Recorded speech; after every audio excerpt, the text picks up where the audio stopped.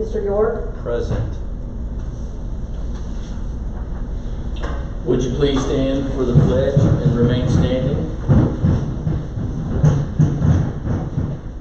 I pledge allegiance to the flag of the United States of America and to the republic for which it stands, one nation, under God, indivisible, with liberty and justice for all.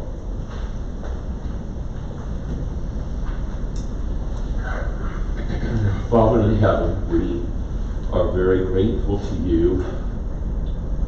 You have given many blessings in our lives, in our community, and we want to just praise you for that. Thank you and praise you. Lord, we know that yet with all of the blessings, we know there's a great responsibility, and Father, we want to pray together especially for our school leaders, especially for the Board of Education. Father, that you would grant to them an openness, a thirst for greater knowledge, greater understanding. Lord, though there are so many things that are good, yet there are so many things that could be better. Lord, we don't, whether it's teachers or educators or pastors, Lord, we don't know all the answers. So we would call upon you and pray that you'll help us to see and help us to find ways to deal with the multitude of problems, of difficulties, of challenges that young people are facing today. We thank you, Lord, that you've entrusted these to us, that we might seek that knowledge from above in order to apply it to the daily challenges around us. Thank you, Lord, for the way people here at Edgewood Schools apply themselves to address the needs of young people, and yet, Lord, those needs so many times are overwhelming. So we pray you'll lead us to the rock that's higher than we are, and that you'll help us, Lord, as we humbly seek your aid. We pray your blessing upon this meeting and upon the continuance of each of these leaders. We pray it together in the name of the Lord Jesus. Amen. Amen. Thank you, Mr. Reisner. Happy belated birthday.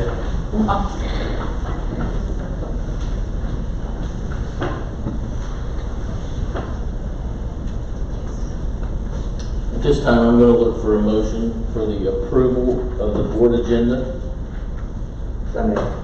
Mrs. Ashcraft, do I have a second? Second. Mr. Messerschmidt. Mrs. Hansel, would you call the roll, please? Mrs. Ashcraft? Yes. Mr. Messerschmidt? Yes. Mr. Gabbard? Yes. Mr. York? Yes. Motion carries 4-0. Next, we have presentations. Mr. Gabbard, as we talked, we're going to start rotating every month with a different group, school or department presenting. And this month we're going to start off with the curriculum department overview. Do we need to come down here? Sure. Okay. Need us down front? Yeah.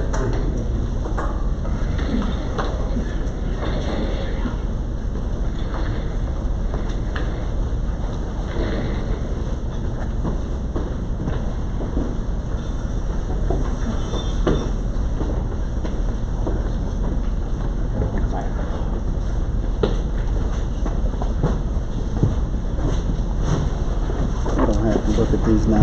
Old forever for that matter.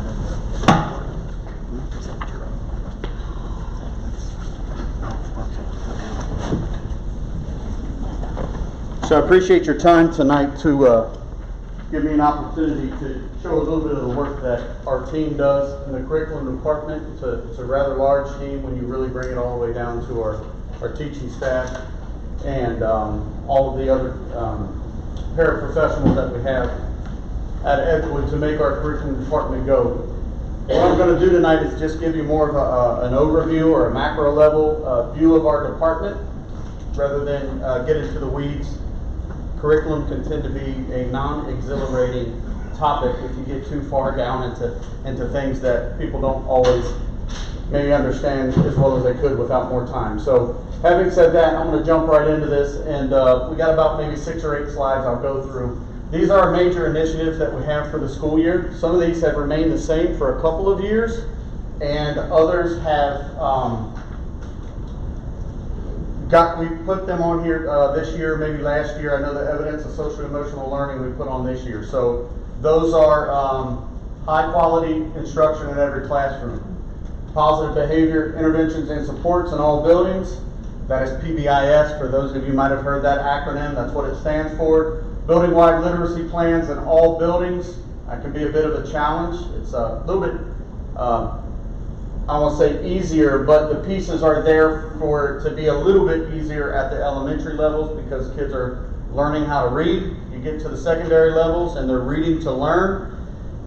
So it can be a little bit more difficult to create those at the secondary levels, subject specific and all those things like that just present a few barriers or challenges. So we're making progress in that one, more so at the lower grades than we are at the upper grades right now. And then evidence of social emotional learning in all buildings.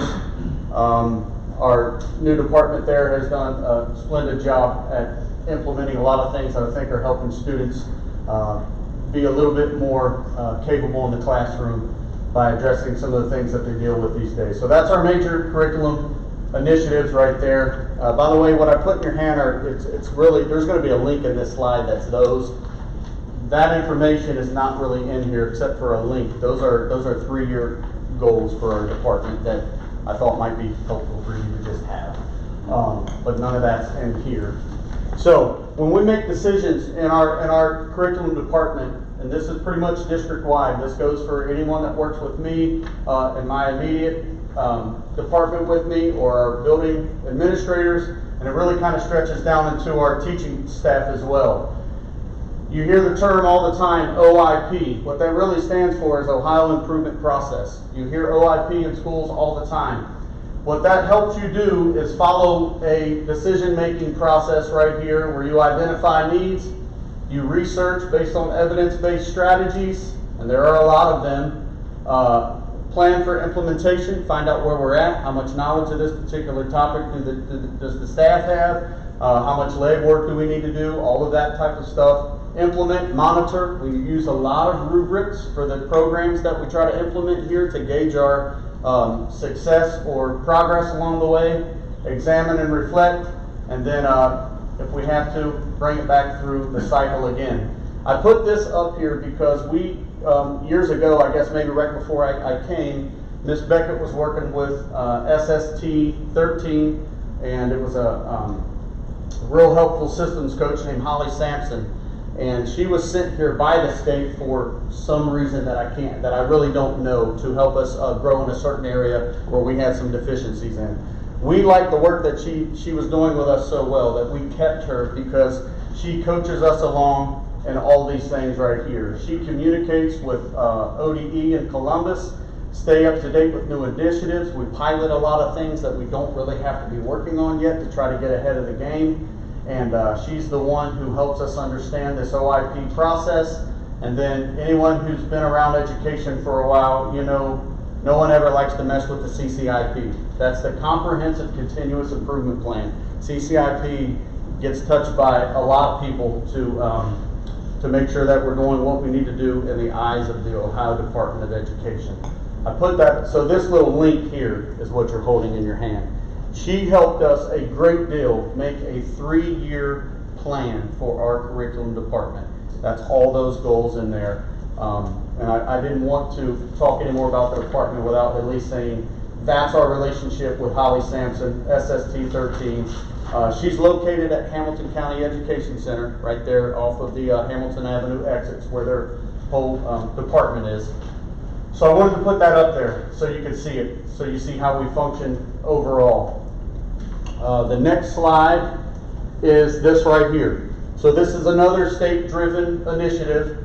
We have a district leadership team. This all comes out of that OIP process and their recommendations that how schools who are successful, how they should look and how they should function. So we have a district leadership team.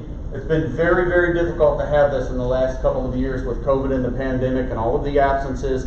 very, very difficult to bring 20 people in a room during the school day to conduct meetings when we're missing. We have 15 empty classes without substitutes at all.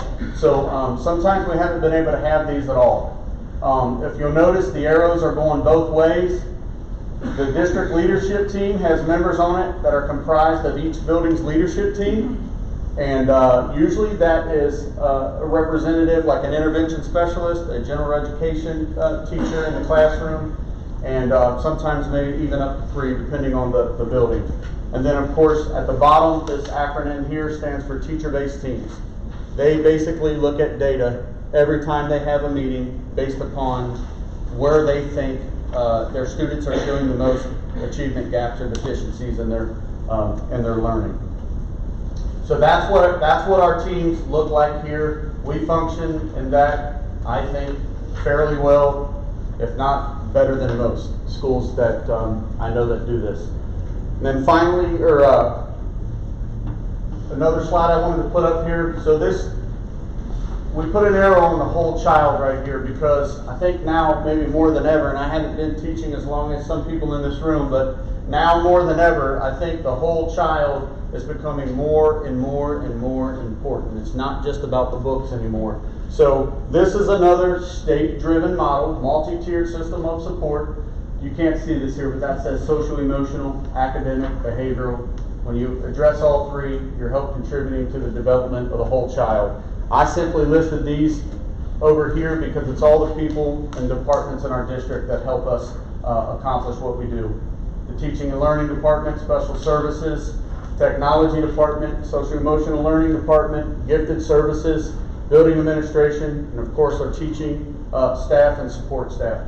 When any of these are missing or not functioning at their optimal level, this whole multi-tier system of support will struggle and not run optimally like we are hoping that it would. So I wanted to show that and talk a little bit about each circle, and then I'll be done for the day. So when you talk about academics under the MTSS model, I just put some of the things that we have focused on here recently.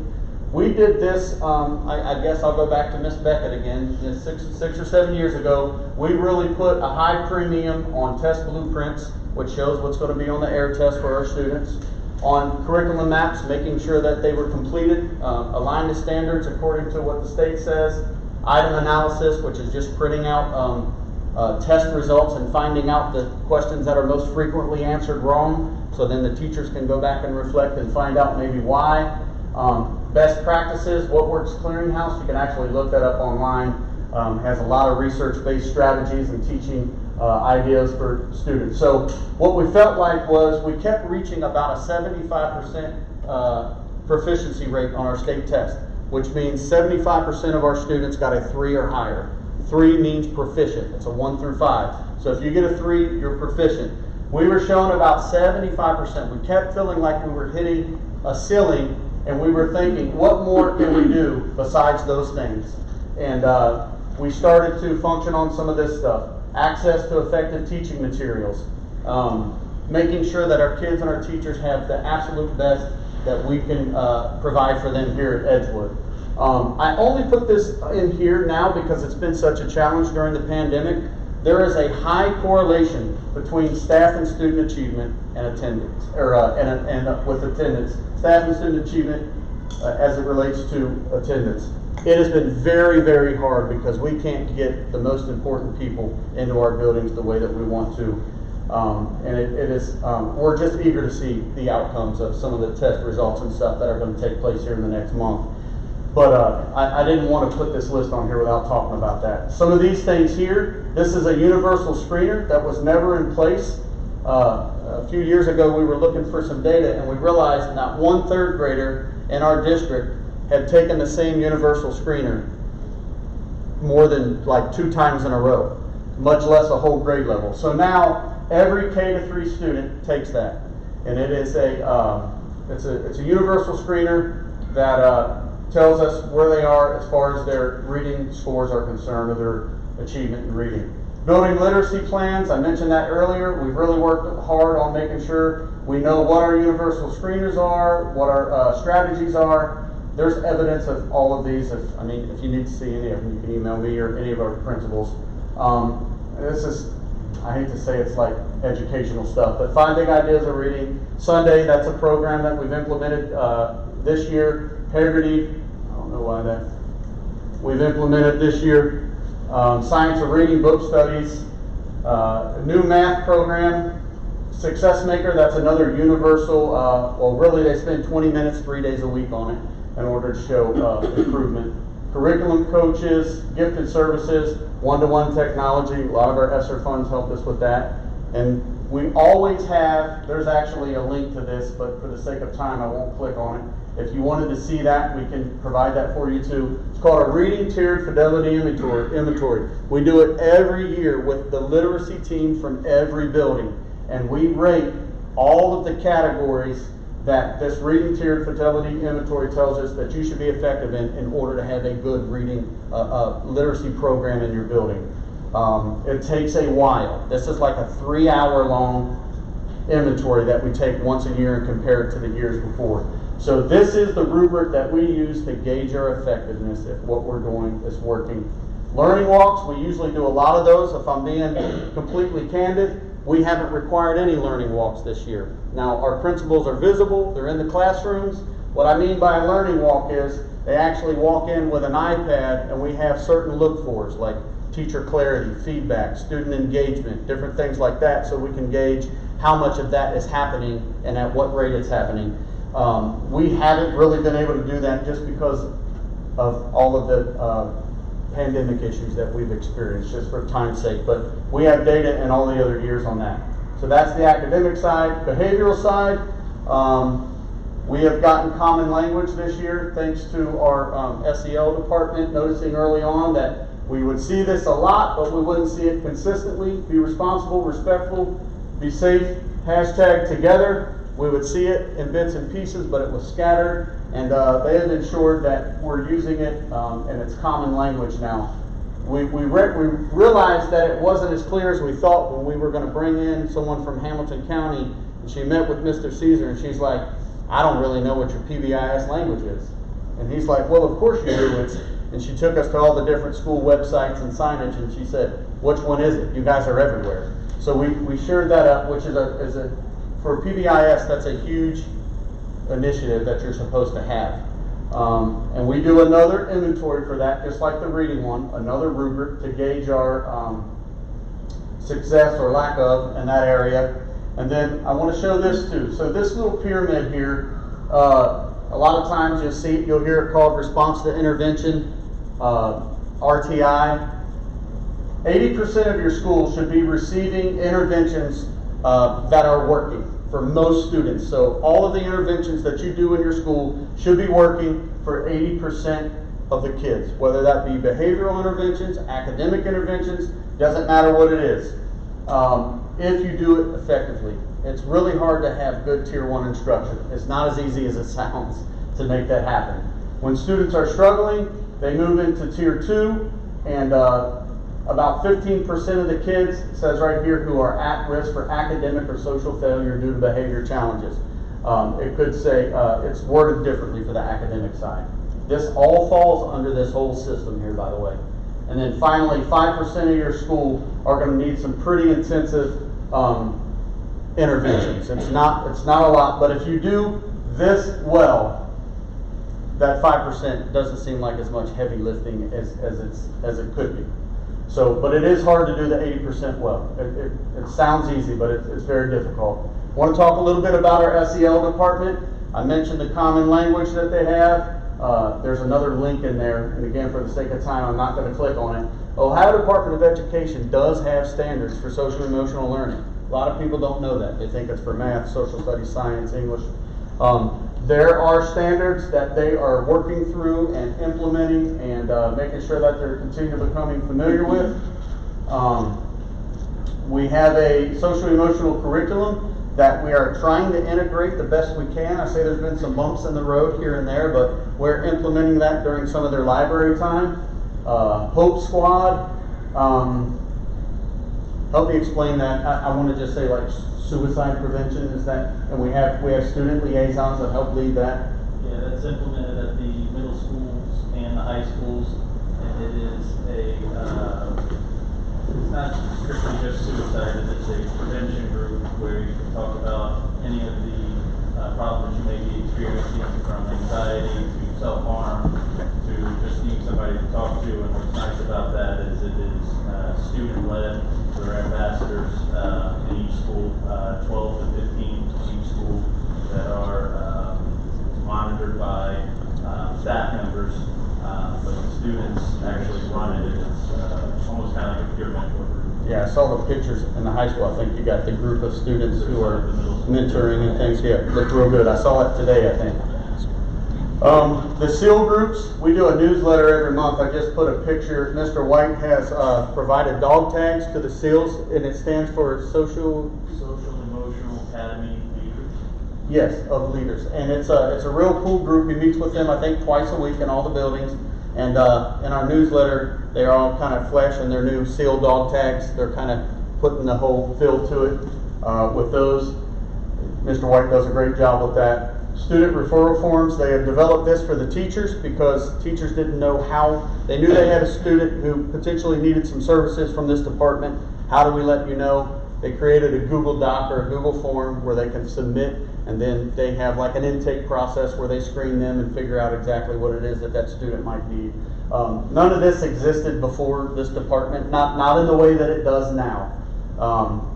And again, this SEO rubric. So I always said, we always ask ourselves, how do we know it's working? There is a rubric for SEO. I looked at it. It's very, very long. So we're going to have to tweak it and make it work for us so that we can continue to make sure that this department functions the way. This stands for early warning indicator, by the way. And there's one more slide that'll tell you a little bit more about that. Yeah, I finally wanted to get to, well, I'll tell you what early warning indicator is now before we get to graduation. It basically is behavior data, attendance data, data on their academics for credit or whether they're deficient. So the state is wanting us to look earlier now, and I find it ironic that I kind of find it, I don't know the right word I'm looking for, but we're not supposed to start looking at this data till 7th grade.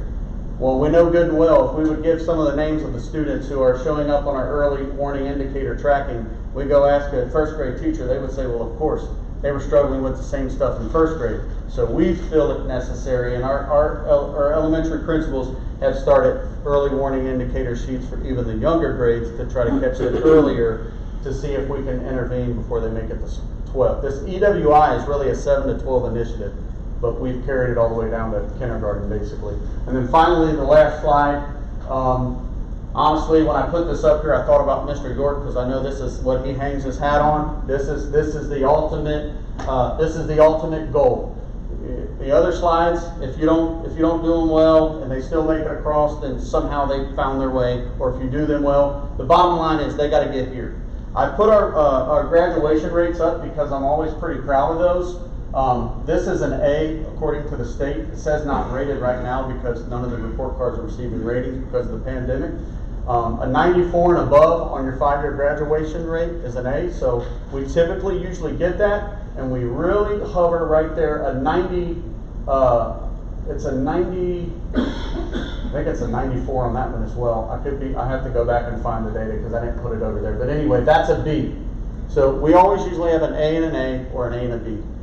That means more than 9 out of 10 students coming in here are getting a diploma, and we're pretty proud of that number there, even though we still always try to leverage. I know that the virtual academy works real hard too at trying to make sure students all get across. So here's what they have to get right now at Edgewood: 20 run credits and 18 air test points or the state test.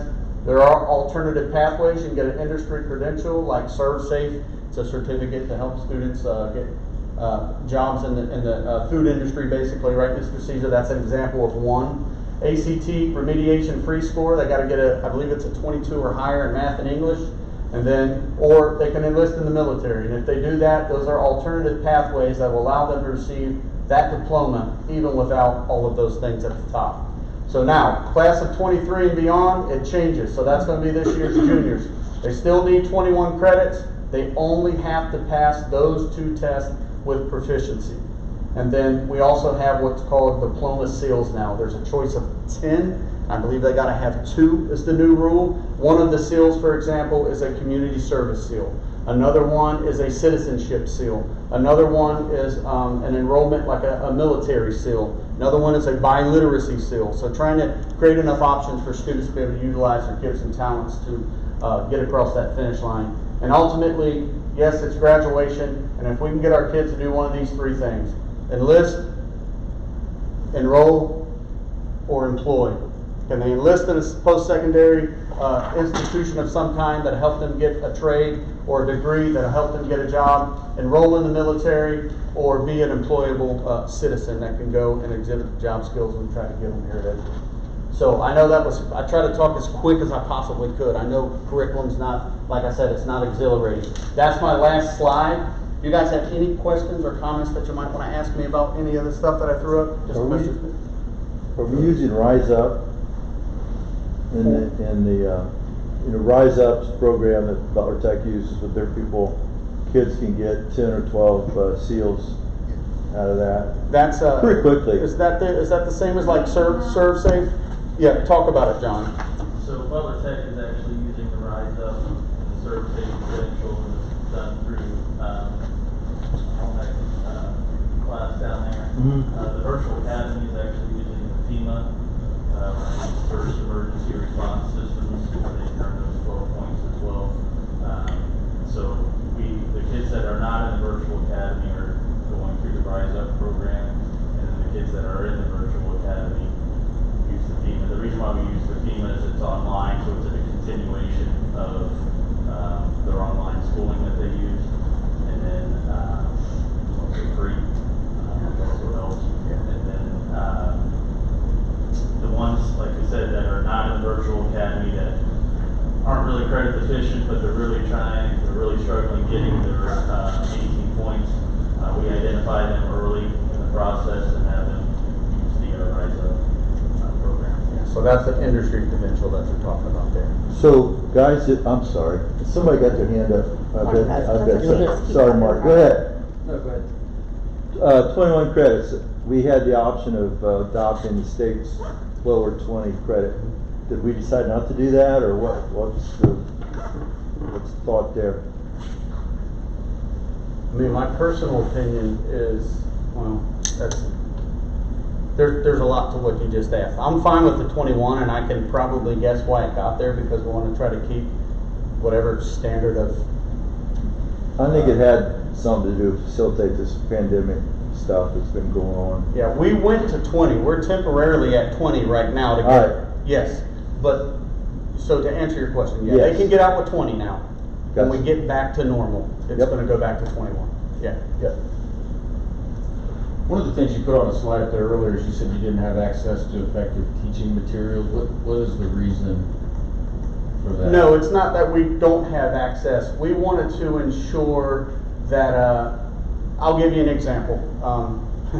Kudos to we have one of our social studies teachers here in the building. They take great pride in, taking care of their stuff, I guess I should say. So they came to me for some books this year, and lo and behold, the book was from 2004. And when I knew it was from 2004, that didn't set well with me, because I thought our students should have access to a little bit newer stuff that, I mean, we do it for a lot of times our own kids at home, and then somehow we let things slide by here and we don't recognize it. So just coming up with a system to make sure we audit things like a textbook audit. I know Dr. Thor and I have talked about that a lot, getting on a rotation for when we audit things and being able to make sure that that's the best it can be. So we have access within means. So do you have like a list of resources that you need that you don't have? Could you present something like that if there were things out there that you need that you're not getting? Yeah, sure. Yeah, I mean, usually comes by way of department. I can tell you right now, we're looking for K-3 or K-5 reading, and this stuff is it's not cheap. It's expensive. So we're really looking to beef up our K-3 or K-5. That's where I'm saying that for a reason, because 4 or 5 gets dicey. They don't know if they should be reading novels or if they should be working on phonics.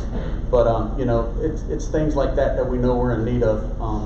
We've done a lot of work with that in the last couple of years, but So yeah. you have the money you need, you have the resources, you just are working through the process of IT. Yeah, I mean, honestly, I don't want to, we try to do our due diligence from a financial standpoint, but usually if we present the fact that we need something, we've always been able, even with Miss Beckett, with Dr. Thor, and we've got some principals in here, we can get what we need.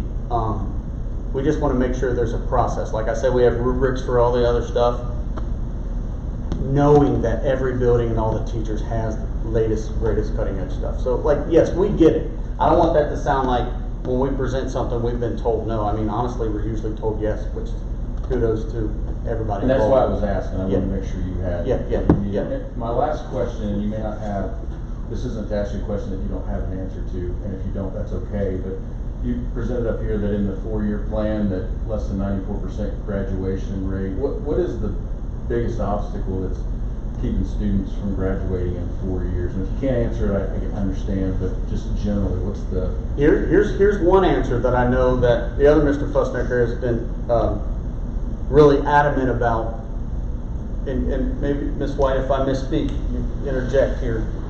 Students who have intervention specialists, right, that are, you want to talk about year 23s?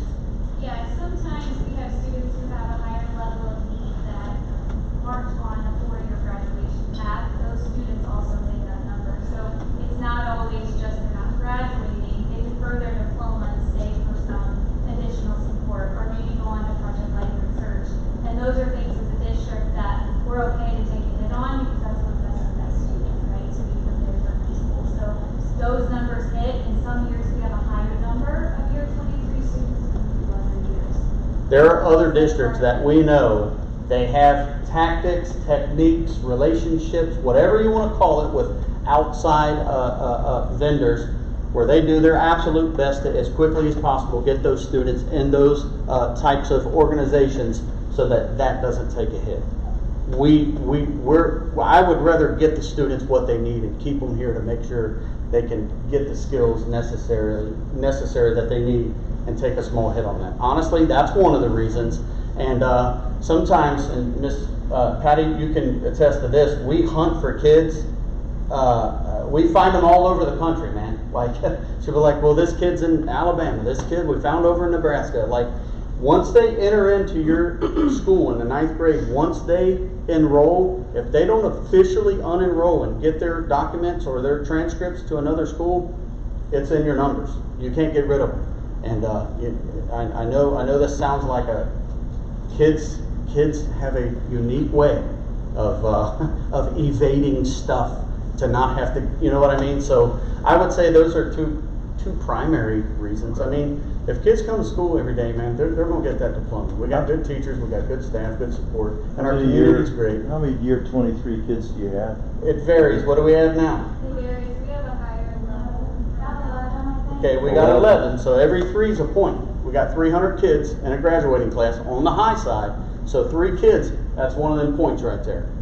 So you got 9, now you're 3.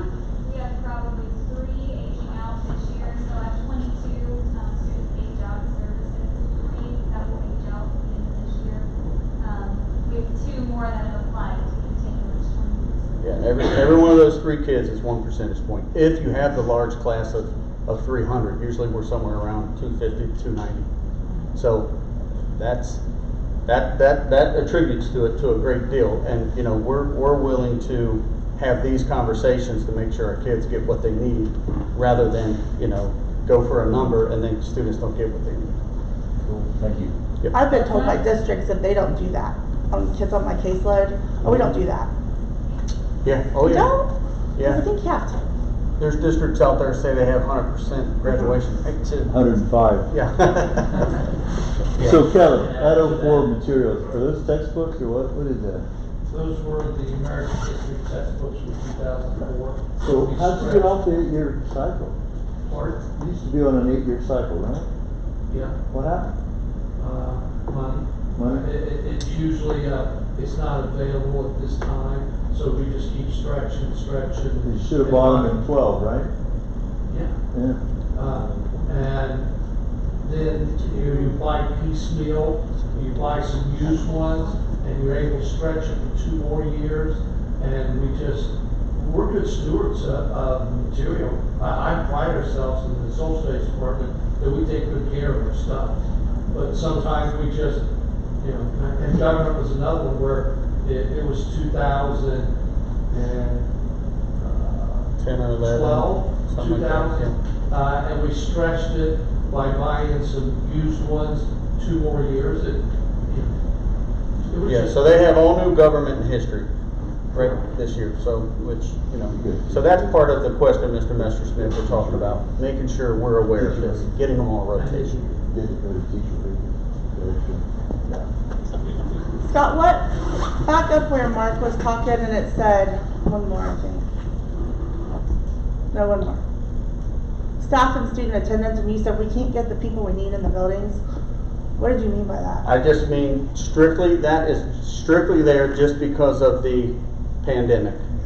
For example, today, when you look on Frontline, which is how we track I think I saw 21 uncovered substitute staff vacancies today. Okay. Now, the last week, we've been like high-fiving each other because we had an extra sub in 2 buildings last week. We're like, it's over, the sub problem's over, and then today, bam, it just came back and hit us again. So that's really strictly related to the pandemic. When we have thousands, when you count the individual data points of quarantines between teachers and students, it's thousands of days added up cumulatively. So that's what I meant by that. Okay. Now, how often are you updating this plan?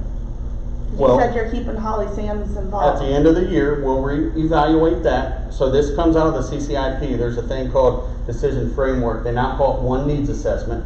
We used to make our own initiatives in the decision framework. Now out of the one needs assessment, the state gives us the questions or initiatives and we can't figure out how they're getting us the questions yet and why different buildings get different questions.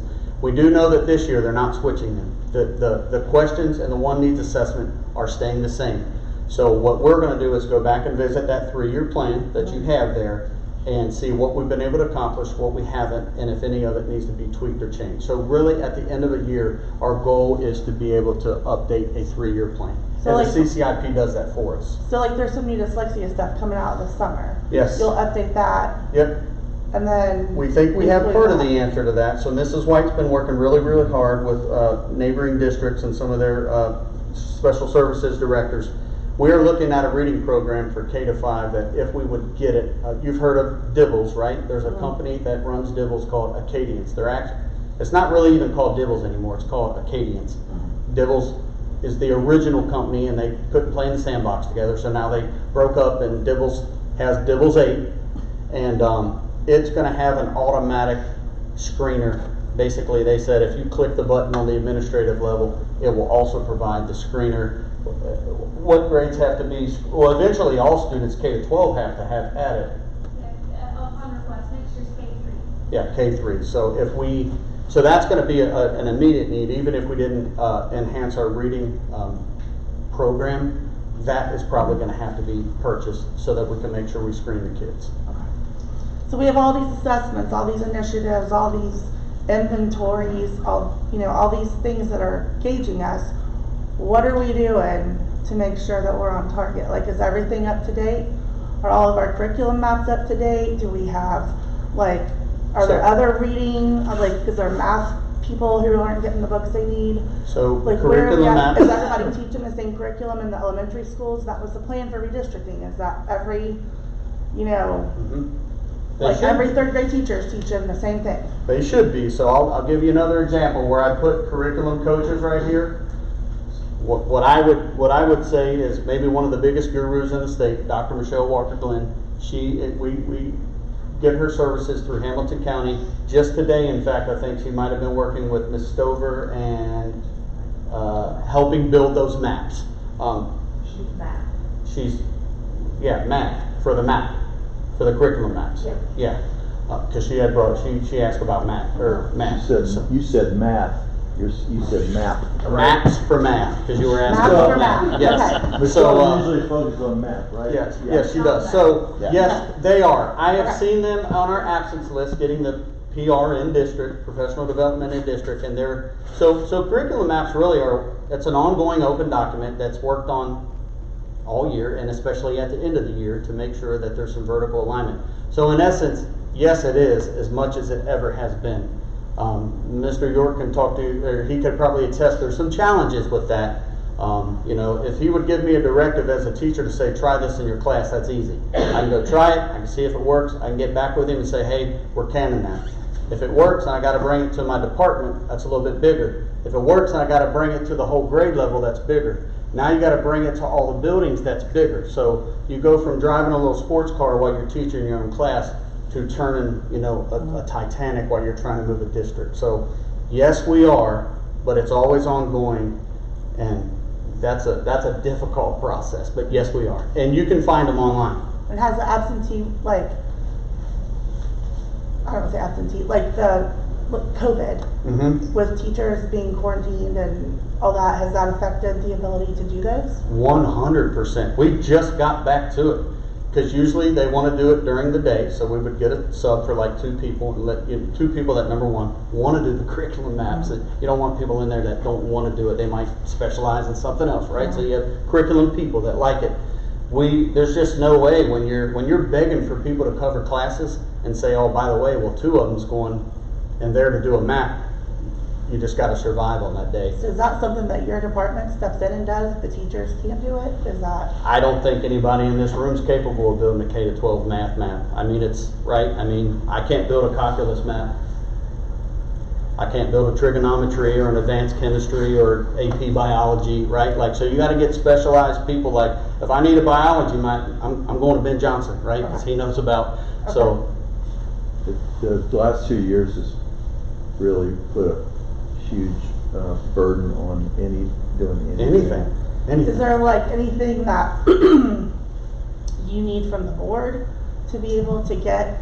I mean, because that was the point, you know, like everybody teaches Just the same thing. I'll throw out something. In terms of, I like Scared the crap out of hate me, by the way. missing class.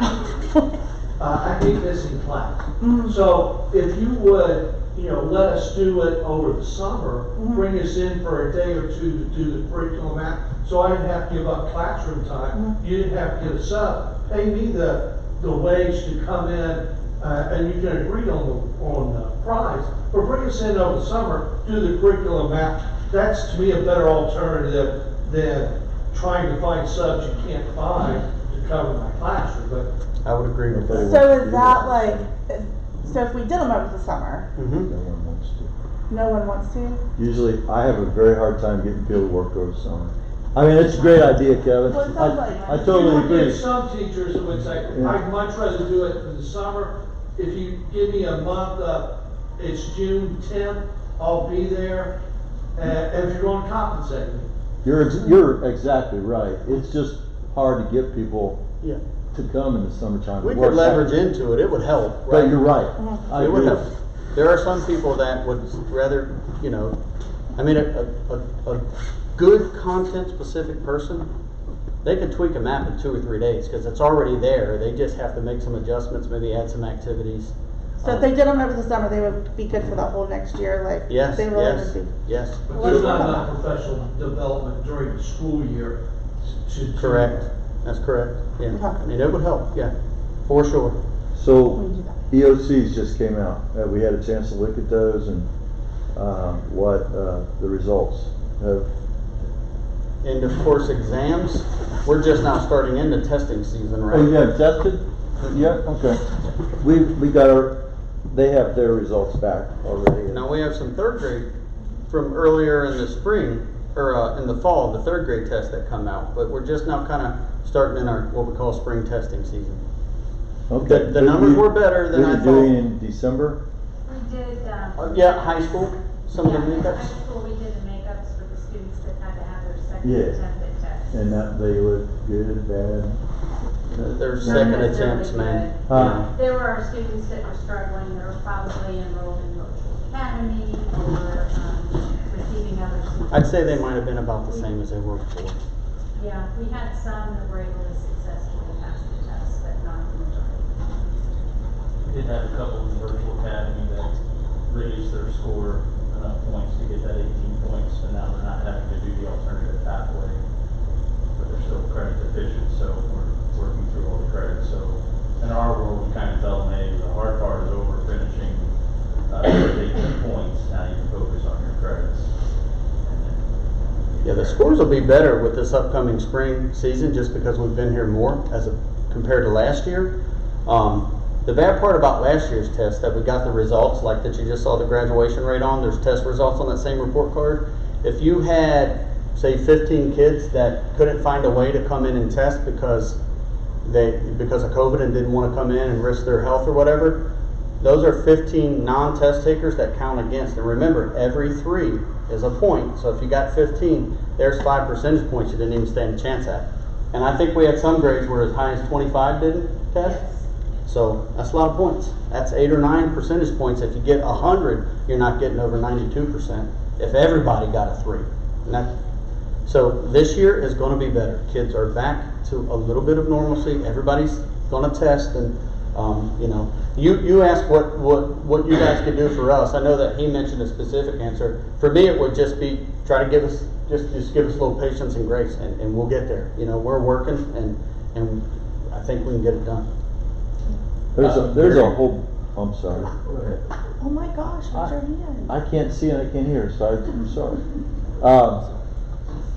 Just 'cause Go you ahead, have this Mark. on TV. I'm very encouraged by this discussion, and I appreciate the comments that you had, and I watched your reaction, and I watched Mr. Busnecker's reaction on, you know, an outside the box concept of trying to solve the curriculum problem.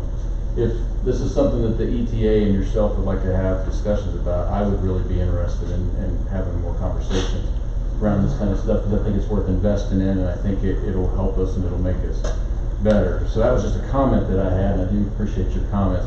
The second piece that I wanted to talk about, and this question was a lot more relevant 5 minutes ago, but just very quickly, and if you don't know, that's fine. Are we short teachers, full-time teachers, and if we are, do we know how many? One chemistry teacher. I was gonna say, one chemistry teacher, no one let us know. If you find one anywhere, just drag them in here. And we do have interviews starting tomorrow for next year. Okay. There were no concerns. But we are staring at a teacher shortage. That was why I was asking, so thank you. Yeah, I don't know if that's just here, right? Would you say that's? That's statewide. Yeah, right. Yeah, Nationwide. that's nationwide. Okay. So yeah, I mean, we have, I wouldn't say we're short, but you know, Ms. Beckett's got a tough job. I mean, recruiting the highest skilled, talented There's people. shortage of qualified candidates. Used to be, Yeah, right. opening at Edgewood, we'd have 10 qualified, and we can pick and choose. It's getting slimmer and slimmer and slimmer. Sure. With the graduation rate you were talking about, this is something I've worked with Ms. Bowers with for years with Pat Daly. When I was the high school principal, we had the largest, and I believe we still do, Ms. White will be able to tell you, we have the largest percentage of special ed students in the county. I want to say it's around 17% of our students are identified with special needs, and our staff does an amazing job.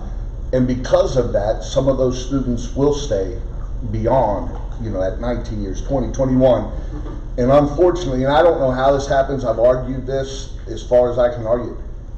How is it that these kids that are identified with special needs have to forfeit a diploma and it's counted as they didn't graduate? I still don't know the answer. Well, These are kids that came through our system, they worked with our teachers, and it doesn't sound right to me. they do have a diploma. They just don't get it after 4. There's a systematic change that has to happen. You know, and this is way of lots of discussion that maybe we don't want to talk about, but we're one of the few countries in the entire world that tells kids they're supposed to graduate in 4 years.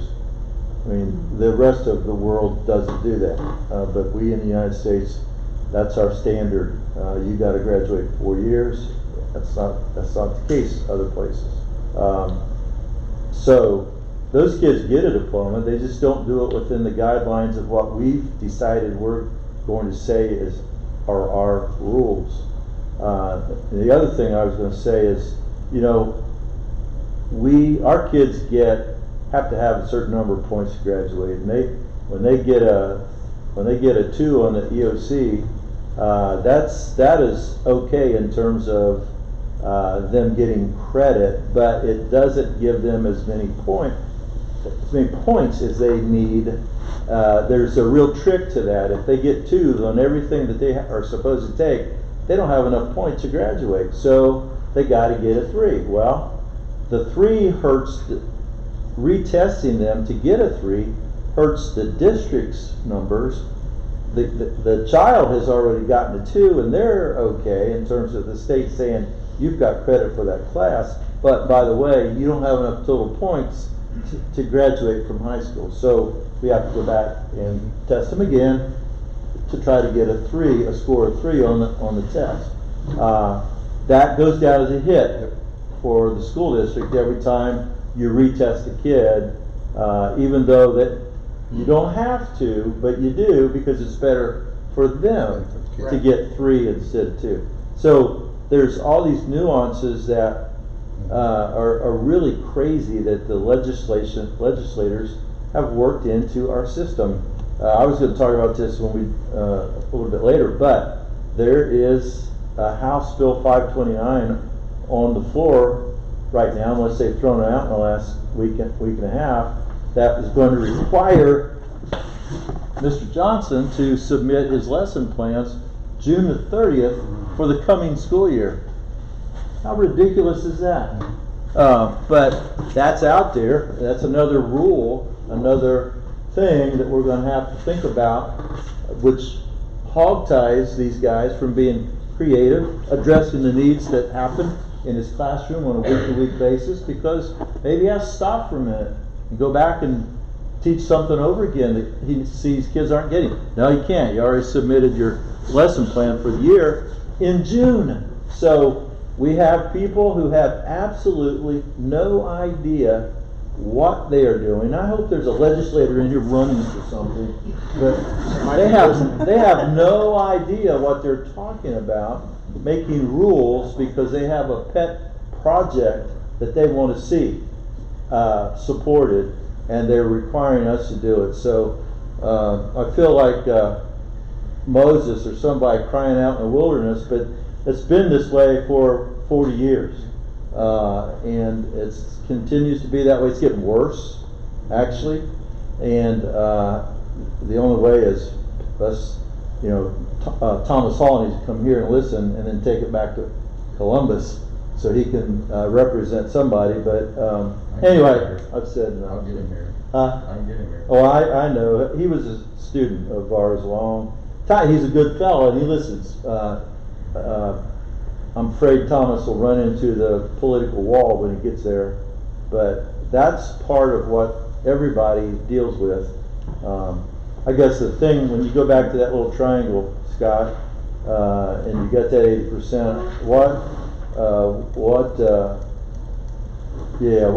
what is an example of give me a concrete example of what we're doing in that tier one? What's a tier 1 intervention? I'll give you an academic one. We call it tier 1 instruction. We bought we realized through our reading data, through the DIBELS testing, that we were weak on phonics and phonemic awareness. So 2 years ago, and we have some parents in here that got kids, I hope you know what Haggerty is. That's a phonemic awareness program that takes place for about 10 to 15 minutes every day in every class. K to 2 is really what the initiative is. We're letting it go K to 3. So we believe that academically, and then we'll talk about a behavior one in a minute, that if they do that, that's going to increase their ability to read when they get older. We have another one that focuses on phonics instead of phonemic awareness, and some of the parents might have heard of Sunday that the kids are doing every day for 20 minutes. It's scripted out. We hand it to the teachers, and they get it 181 scripted lessons, seven-point lesson with all the vocabulary in it. We believe that the more of those things we do, the less tier 2 interventions, and that same system does have like, it's called Sunday System 1. It's an intervention one. So a tier 1 behavioral intervention, like for PBIS, Ms. Harrison, if you want to talk about what are some PBIS tier 1 things that are the expectation in your building, can you think of one of the tier 1? Sure, like tier 1 is done for every student. Every student? Yeah, so every student. So tier 1, it's something, so you would give reminders to students. For PBIS specifically, you're saying? Yeah, because it's going to address behavior. Yeah, so it would be, you would award dojo points. So if you see kids showing one of the 3 Ds, you would award them dojo points.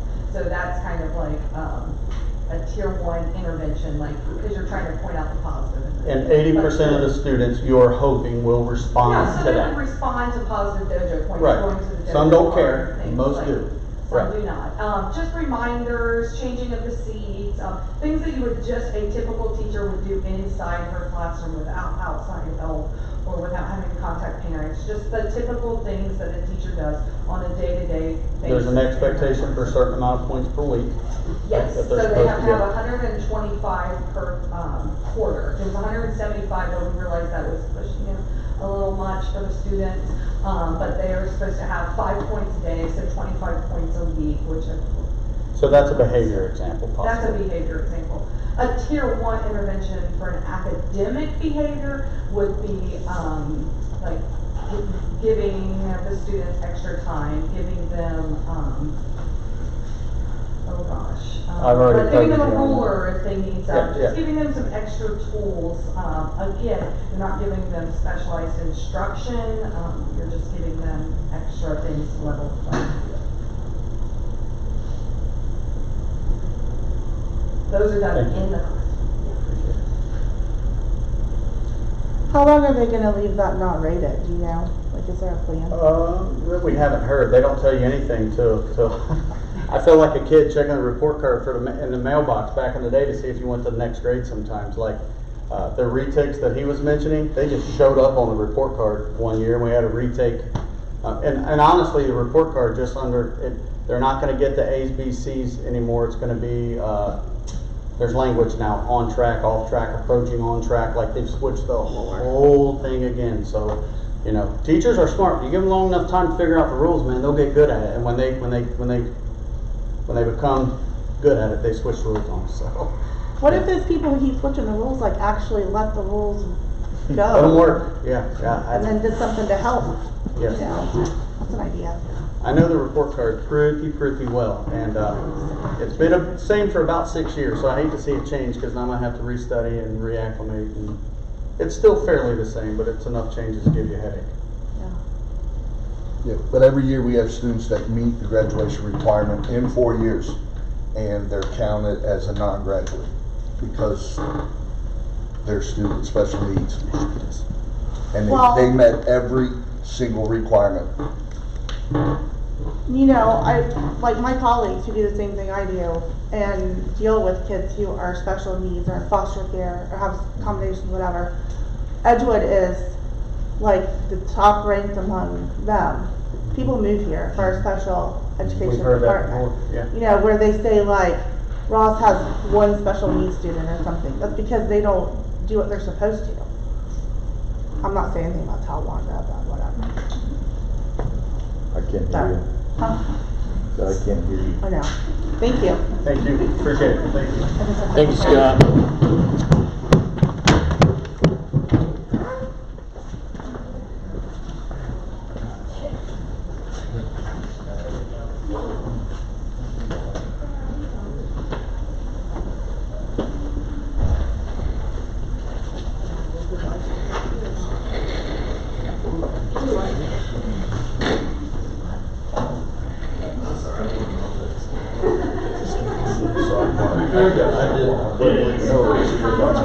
I was blocking you. Why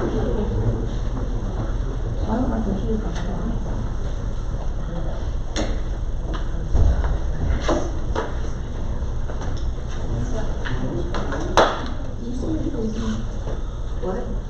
Thank you, Scott. I think that was very enlightening. Thank you for everybody. I hope there's a lot of people watching. We're gonna move on next. We're gonna do public participation.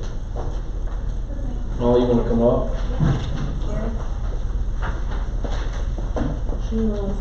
Yeah. I haven't really parked here.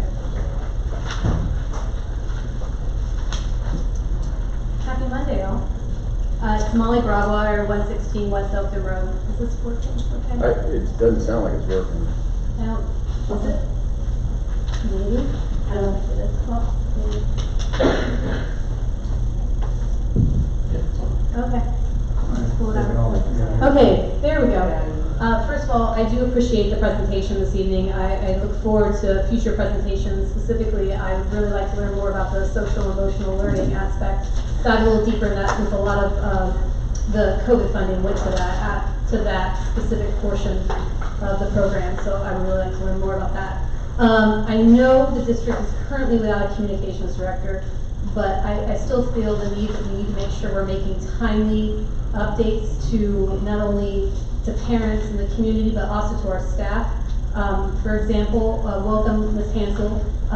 I know you were here at the last meeting, but there was no formal announcement that went out that we had an interim treasurer. I know it's an interim position, but I still think it would be helpful to know for the staff's purposes, as well as for the community, that our finances are still being looked after Mr. Stiver's departure. So keeping that in mind, that we still need to communicate, even though we don't have a communications person, I think that would be really helpful. Also, another example, I know I was not at the January meeting, but we had those many instances of lockdowns, and I've heard great things from the staff that we were on it, we made sure our students were safe, but from a parent perspective, I'm not sure exactly what happened. And is it still safe to send my kids to school? Is this a boy that cried wolf situation, that they're just doing this copycat thing, and then are we gonna have a big incident? So I would really like to learn more about the steps we're taking to make sure that we are being protective. And I know, as you know, I work in crisis a lot. You can't say anything during that time, but you can say something quickly afterwards. Just another thought in my professional life, in addition to crisis communication, I also do a lot of government meetings. And some things I've noticed at a lot of government meetings is people do come to the meetings to give comments, to relay concerns. And a lot of government meetings, they take time after those concerns, maybe after all the public participation, to address them and talk about action items and how you're going to look into them. And I think that would be really great if the parents that come here felt like it meant something. Because really it just feels like we're just airing grievances. And it shouldn't feel that way. It should feel like I'm bringing something to your attention and something's being done. Just something to think about. Just throwing that out there. And that's all I have tonight. Thank you. Yeah. I do agree with you, Ms. Broadwater. I appreciate the comments that you made, and I do think we've got some opportunities around communication. I think maybe that's something we could look at. Mr. Bussler, is that something you think we could maybe make an effort to? Thank you.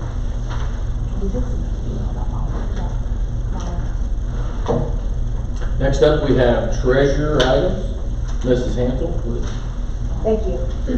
The first item is approval of the minutes of the special board meeting from January 13th, 2022. I'm going to look for a motion to approve the board minutes of the special board meeting of January 13th. So moved. Mrs. Ashcraft, do I have a second? A second. Mr. Messerschmidt. Any discussion? Mrs. Hansel, would you call the roll, please? Mrs. Ashcraft? Yes. Mr. Messerschmidt? Yes. Mr. Gabbard? Yes. Mr. York? Yes. Motion carries 4-0. Next item is approval of the minutes of the regular board meeting of February 28th, 2022. I'm going to look for a motion to approve the regular board minutes of January 24th, 2022. So moved. Mrs. Ashcraft, do I have a second? A second. Mr. Messerschmidt. Any discussion? So in that meeting, we talked about a workshop on 12 February, and that had to be canceled, or is there going to be discussion about rescheduling that? Yeah. Do we need to make a motion to have that discussion, or is that something that we can reschedule? No, we don't need that. We'll set it up and make sure it works for everybody. Okay. Probably need to get with Andrew and Sure. make sure everybody can make it. Okay. I know this month was a lot of my fault, so I apologize for that. Is that all the discussion? Yes, sir. Ms. Hansel, would you call the roll, please? Mrs. Ashcraft? Yes. Mr. Messerschmidt? Yes. Mr. Gabbard? Yes. Mr. York? Yes. Motion carries 4-0. The next item is approval of the minutes of the special board meeting of February 7th, 2022. I'm gonna look for a motion to approve the special board meeting of February the 7th, 2022. So moved. Mr. Messerschmidt, do I have a second? Yes. Mrs. Ashcraft, any discussion? No. Ms. Hansel, would you call the roll, please? Mr. Messerschmidt? Yes. Mrs. Ashcraft? Yes. Mr. Gabbard? Yes. Mr. York? Yes. Motion carries 4-0. The next item is approval of the general fund analysis and the January 31st, 2022 treasurer financial reports. I'm gonna look for a motion to approve the general analysis and the January 31st financial treasurer reports.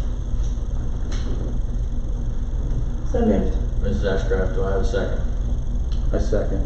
Mr. Messerschmidt. Any discussion?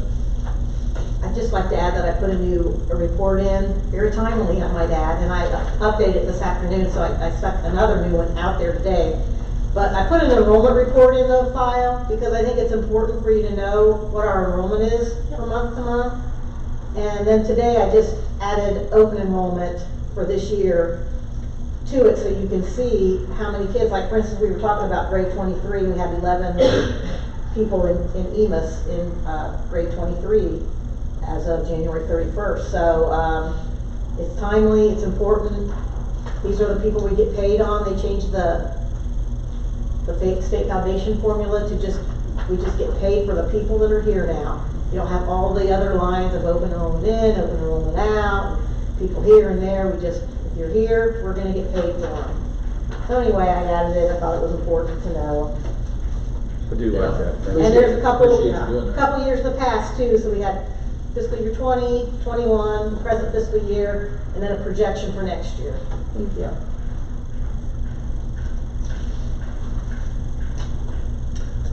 Mrs. Hansel, would you call the roll, please? Sure. Mrs. Ashcraft? Yes.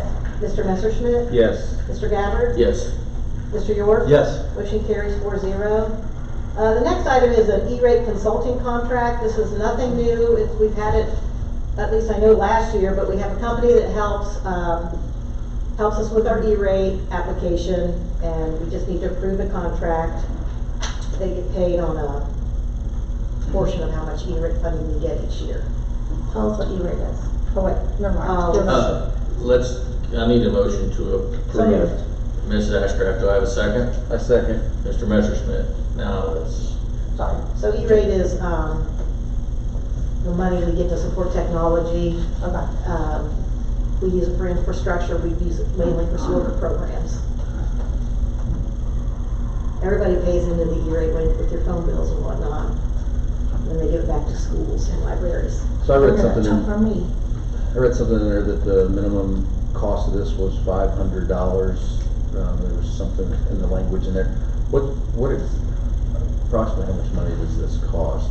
Well, I don't know what our total E-rate funding is, but there was a percentage that they get, so it's I don't know, and I'll have it for next meeting. Okay. Is that all the discussion? Yes, sir.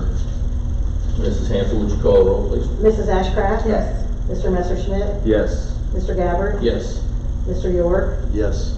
Motion carries 4-0. The next item is approval of the audit by the state auditor's office. I'm going to look for a motion to approve the audit from the state auditor's office. So moved. Mr. Messerschmidt, do I have a second? Second. Mrs. Ashcraft. This is actually the letter of engagement for the audit, and the amount will not exceed $20,000, $20,664. That's what we paid them to do it. Yes. And we think we'll know March 31st is when the report is supposed to come back to us. Is that correct? That's probably a doable thing. They're almost done with the field work. They don't expect to come back. They were there today. So yeah, I'd say that's probably doable. So will that be reviewed as part of your treasurer notes in a April board meeting? Well, if it's released to the public at that point, yes. And, but they'll offer also to come and, or by Zoom, review it with the board too, if you like. Okay. Good. Thank you. Ms. Hansel, would you call the roll, please? Mr. Messerschmidt, Yes. Mrs. Ashcraft, Yes. Mr. Gabbard, Yes. Mr. York, Yes. motion carries 4-0. Next item is approval of purchase of the 5-year forecasting software. The amount for the first year will be $4,500, and then year 2, wait a minute, plus $1,250 setup fee. No, that includes that, I'm sorry. We just got charged for half a year because we're in the middle of the year. Next year and beyond, it's $6,500 each year. I'm looking for a motion to approve the 5-year forecasting software. So moved. Mr. Messerschmidt, do I have a second? Second. Mrs. Ashcraft. Any more discussion? I don't know if you want to describe what it does for people who are. Well, it's a company that consults with us and provides us software to help put together the 5-year forecast. There's a lot of moving pieces to the 5-year forecast. And it's just a good idea, and it's very, very accurate. They predict it's 97% accurate. Okay. Good. And that's much better than anybody can sit in an office and figure out and do. It's also my understanding that most school districts use this, is that correct? Yes, there's two competing companies out there, and I would dare say 85 to 90% of school districts use one or the other.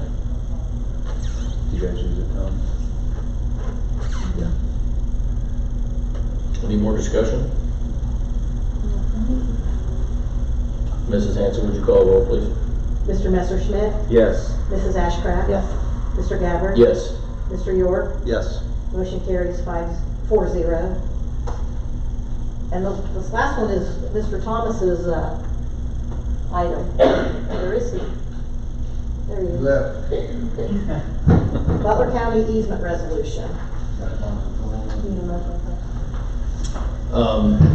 Let me get a motion first, Mr. Thomas.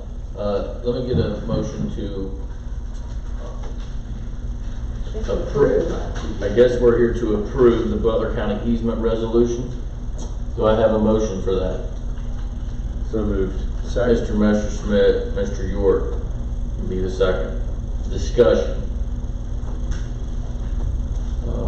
That's you. We're ready. Well, I'm obviously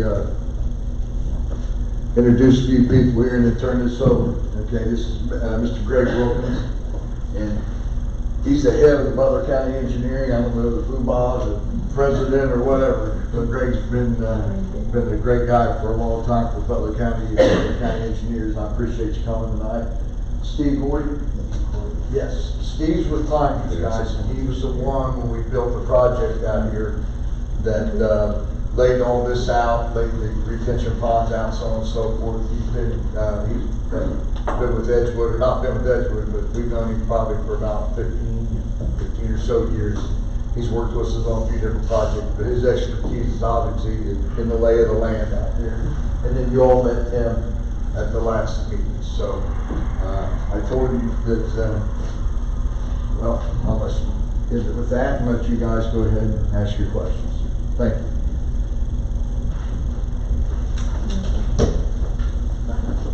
Do you have any questions? Well, my only question, and you answered it obviously before, but was about the maintenance and the upkeep and damage and repair and all that, and we're not responsible as a district for any of that, correct? What we will do is we'll be inside, we'll take the easement over and all that, inside the retention basin, inside, if you would need something maintained other than what you're doing now, to break that ground up to make sure it's percolating, yes, we'd be in there to do that. So like just, for instance, if a tree root grows through a pipe or something, we're not gonna come and have to pay a whole big bunch of money to the district. The engineer, or Butler County's gonna take care of that. Because Anything inside the easement and stuff that we're building and the detention base that exists, we're to be in maintenance of. Okay. So you will maintain this throughout? Yes, that's in an easement, the culverts, the 2 culverts you got in there that we're putting in, Mm-hmm. or, well, 1 really on your driveway, yes. We will maintain it. So we had that pretty significant rain last week, and I actually came over here and took a look at how things were going, and I mean, we had a couple inches of rain in 6-8 hours. Pretty significant rainfall. I feel pretty comfortable that we're at really no risk in terms of our facilities or any of our buildings for having any kind of issues, just based off of what I saw. It rained pretty good, and there was not the amount of water I thought I was going to see there. My question tonight, and it was my question the last time that y'all came, is before this moves forward, if we vote on this tonight and it gets approved, will you have permission from the adjacent landowners before you move forward with this? What I'm saying is I don't want to make a decision in here tonight that's going to affect one of our neighbors without them being on board with this decision as well. Understand? So we started initial conversations, like I told you last time, but when we were unsure where you guys stood, and basically we weren't sure about the project at that point, we stopped negotiations at that point. We did not reach out anymore. So other than our initial conversations that I've had with the property owner at the house, and an initial conversation I had over the phone with the farm property, we haven't had any additional conversations with them. We were waiting to see how this resolved before we proceeded any further. So, well, with that said, I would be willing to vote to approve this once you've got those permissions from the adjacent landowners. That is the holdup for me.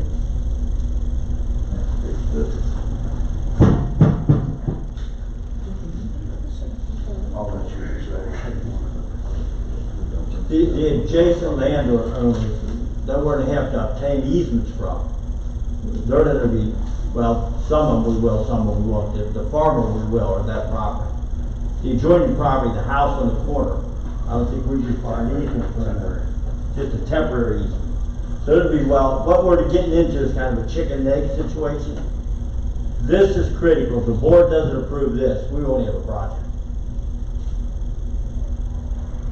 So we need to talk to those owners later anyway. We're not gonna do anything detrimental to them other than what their knowledge is. I mean, that's the situation we're in now, because if the board would not let us enter the land and do the project, then we don't have a project. So, Mr. Wilkins, if we approve this tonight and we say, yes, you have our permission, and the farm owners say no, We got a problem. it doesn't go forward. Yeah. So You that's can't, a big deal. which means you can't do part of the project, you gotta do it all. Right. I understand. So that makes me a lot more comfortable to hear you say They can that. stop it, Yeah. If they don't like it, they can just. yeah. Okay. Any more questions? Well, So this thank you for your time. Mr. Cordy from Pioneers, you say the detention pond can handle all this water, like, no problem? The short answer is yes. It was designed to, actually, it was oversized to get material to bring the building up. You can't really tell now, but this building's in like 6 or 8 feet of fill. Okay. We wanted to raise it up as well, so we needed material to do that, so it's oversized. Okay, so you're guaranteeing? I put my professional seal literally on the plan. If it gets backed up, I'm gonna see you out there with a shovel. All right? To John will help you. To Greg's point, well, I'll ask you, throughout time, the basins, there's 2 of them, do they drain? I mean, they'll hold some water, but do they drain? Have you had to do anything to maintain them? Not to this point. I have not. So that's great news. They've been in place 10 years now, give or take. Yeah. So obviously we're in sand. We're in sand and gravel. We've seen probably 4 100-year rains in the Yeah. last 10 years. Exactly. So fingers crossed. We Okay. seem to get a 100-year event every year, but they were oversized again, but the reason was to get the material to bring this building up. Okay. My only concern throughout time was just making sure they don't silt up, but they've been working well for 10 years, and I mean, if anything would ever need to happen, you might have to get in there I'd say aerate or Well, please biscuit up a little Wait a bit. minute, we won't have to get in there, they will have to get in there, okay. Yeah. Good point, good point. And John? That's the work that would have to be done. My daughter did it. Okay, so is all this in writing? It's all in It's in the easement, but I did get 3 easements here. Okay. I've had this for a couple months. Well, this time I'm gonna go ahead and look for a motion to vote. You did that. Well, let's vote. Ms. Hansel, would you call a roll? Mr. Messerschmidt, Yes. Mr. York, Yes. Mr. Gabbard, Yes. Mrs. Ashcraft. Yes. Motion carries 4-0. Thank you. Thank you guys Thank for you. coming. And your patience.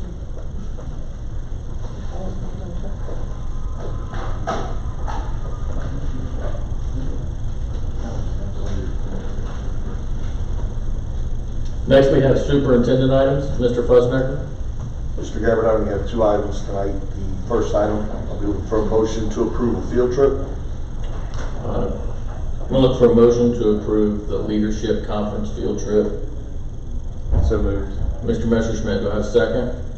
Yes. Mrs. Ashcraft? Any discussion? This is Same one every year. Same one we go every year. All right, Mrs. Hansel, would you call a roll, please? Mr. Messerschmidt, Yes. Mrs. Ashcraft. Yes. Mr. Gabbard. Yes. Mr. York. Yes. Motion carries 4-0. Mr. Gabbard, my last item, I'll be looking for a motion to approve the request for a memorial for Paige Smith. I'm gonna look for a motion to approve. So moved. Mr. York, do I have a second? A second. Mr. Messerschmidt. Mrs. Hansel, would you call a roll, please? Mr. York. Yes. Mr. Messerschmidt. Yes. Mr. Gabbard. Yes. Mrs. Ashcraft. Yes. Motion carries 4-0. Those are all my items, Mr. Gabbard. Thank you, Mr. Fussnacker. At this time, I'm gonna look for a motion to move to executive session for some of the following reasons.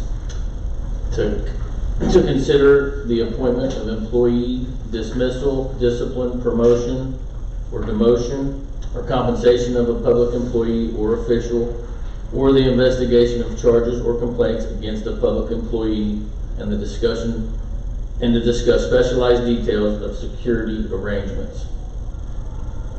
Do I have a motion to go to executive session? Yes. Mrs. Ashcraft, do I have a second? Yes. Mr. Messerschmidt. Mrs. Hansel, would you call a roll, please? Mrs. Ashcraft. Yes. Mr. Messerschmidt. Yes. Mr. Gabbard. Yes. Mr. York. Yes. Motion carries 4-0. 7:22. Some routine things coming out, so I don't think, you don't have to stay if you don't want Won't be to. anything on the backside of it, right? Shouldn't be anything.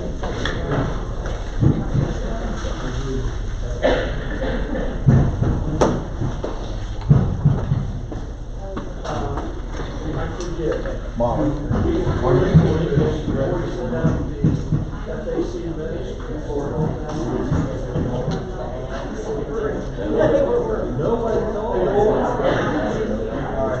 Just, I'll bring a box and throw everything in a box. Hey Lauren, you send that, all that? Just unput the cords and throw it in the box. Leave them all. I'll do it. All right, Bob. Thanks for coming, man. Well, I think Very, very well No, I did not want to I can't say that all districts I wanted. I want to be able to send it to 3 elementary. I will do that. Thanks, Lauren.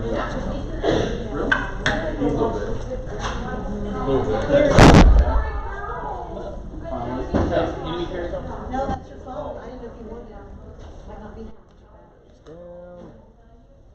This is my high tech stuff. I was on. This PTC thing I'm talking about, it has been like used for this application for long. So I was in the security stuff. So man, I'm hunting. I'm like, dang, I see places in California, places in. I found a local company today, and the guy was like, look, 95% of our business is exactly what you're saying, helping people. So when I get him and I get a good relationship, the cameras cost $1. probably about $2,500. I bet you could Yeah. camera mount it and wouldn't have to touch it, go do Oh, all yeah, the I'll do it all from my for computer probably, then. yeah, you can, I was looking, there's apps you can actually control the camera, zoom in and stuff, on the freaking app. This is such a low-tech Headache, solution it's a compared headache. to that. Oh, Well, I yeah. saw you run and get your thing too, did something not work? Yeah, I was trying to just connect to this from Frank's office and then just connect through the network to this, but it just wasn't finding it, and I just ran out of time. I just shut it, just do the old solution. I like that little camera though. Yeah, it is a nice little camera. If we get something more permanent, I'll be able to repurpose that. And, Gary, you just do the story, blah, blah, blah. It's like, You could just set it up there. It's so good. Right? That's what I Oh, said. I We mean, just it's were a on big edge. ledge. It's a big ledge right there. Just set it. My hope is to just screw it in upside down. That'd be good. Just kind of like up. Hey, We're gonna see what the state has to do, Jim. It's going nuts. These guys are going crazy. I wondered who stopped that. Probably Doug Rance. Because Larry, yeah, because it should have been done in 12, which would have been. I know Doug did a big, he's got a picture in the book that's laid out nice. Every book, but Yeah. I like the, how did you come up with 8 year and all that? I don't know. I think that had something to do with the textbook writing. Okay. On that Their cycle. cycles, okay. And that, that's all done in California and Texas, right? Yeah, or New York. Well, you told me that, but you said it was getting better. Like Felicia, I think Felicia. Yeah. All right. Really well. Yeah. Easy. Hey. Pass them all. Yeah, it has to stay on until they come out and say that.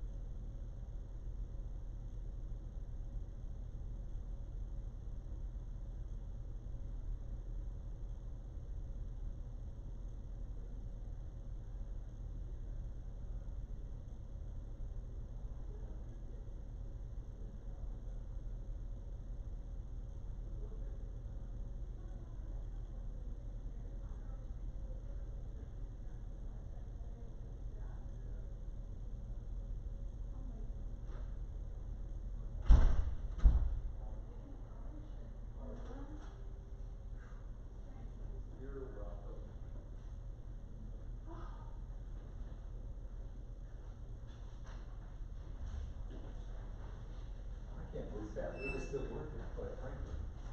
That's 42 years ago. This has got that degree, right? I got it. Yes, sir. Oh, shoot. It's back here. So, like he did, the mouse I've ever seen just go on top of that. I used to have a mouse. It was wired though, which was the problem, but I could put it on anything. Oh. It would work. I could put it on the arm of my couch or, yeah, it was great.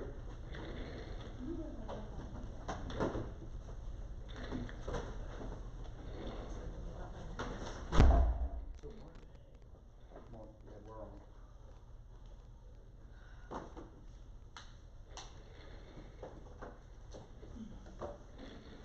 Wait, it's backwards. Oh. Are we back in public? We're back in public. 8:53 PM. 4 board members present. Give me 1 second here. Okay. It logs us out every time we close it. Yeah, it's handy like that. Mm-hmm.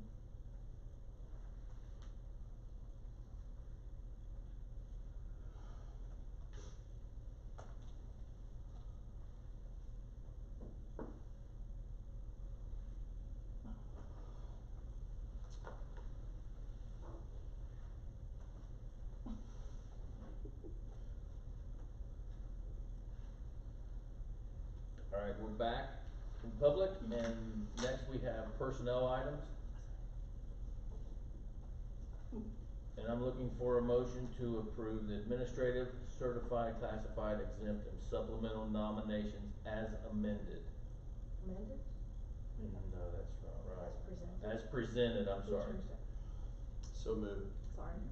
Mr. York, do I have a second? Yes. Mrs. Ashcraft. Mrs. Hansel, would you call the roll, please? Yes, Mr. York? Yes. Mrs. Ashcraft? Yes. Mr. Gabbard? Yes. Mr. Messerschmidt? Yes. Motion carries 4-0. Okay, now I'm gonna look for a motion to approve the resolution to increase the substitute teacher pay as amended.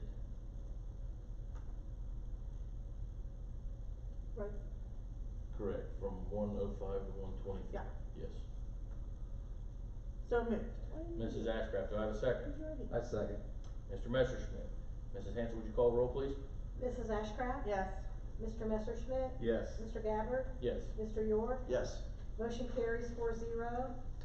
Next, I'm gonna look for a motion to approve the substitute courier pay rate change.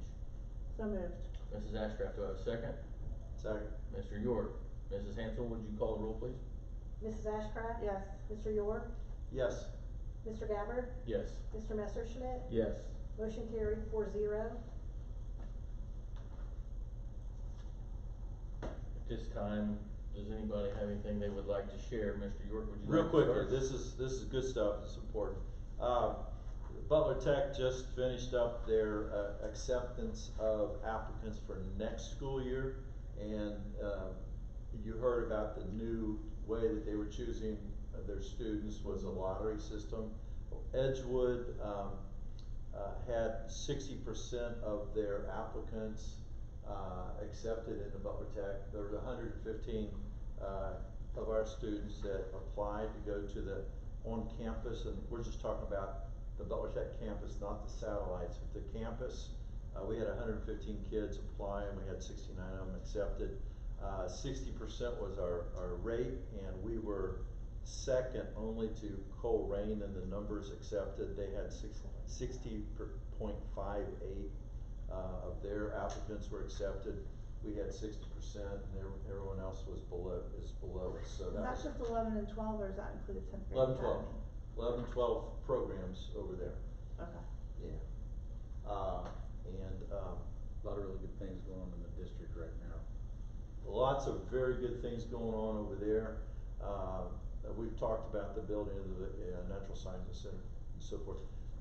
If you've not had the opportunity to go to Cafe Lee to eat lunch, I want you to know that on March the 9th and 10th, next week, an Edgewood student, T.C. Bishop, will be the chef for that lunch, and it's Southern cuisine. She was real excited about that, and sounds like that's going to be a good one. Mashed potatoes and gravy and all that good stuff. So the Southern cuisine is going on there. I'm gonna pass. Do we need to make reservations still? You do. Yeah. You do, and let me know if any of you go. I'd like to go. Yeah, I'll go. Okay. Figure out what day, and I'll try to get there too. This you guys been there before? Yeah. Yeah. This is our success newsletter. So, Mr. Messerschmidt, if you take one, pass it down. The reason I brought these passports, these are what kids get when they go to the campus to visit, when they do the campus visits. I'm not sure where they are with campus visits so far, but every one of the schools that participate with Butler Tech have the opportunity to take a group of freshmen over to visit the campus. Mm-hmm. And this is what they get. Actually, they get a little lanyard with this inside.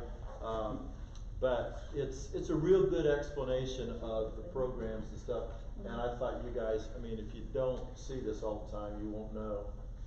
But there's some really good information in here. It shows you a map of where the campuses are and the different programs. These are the programs. There's about 20 of them on here, maybe more than that kids can choose from.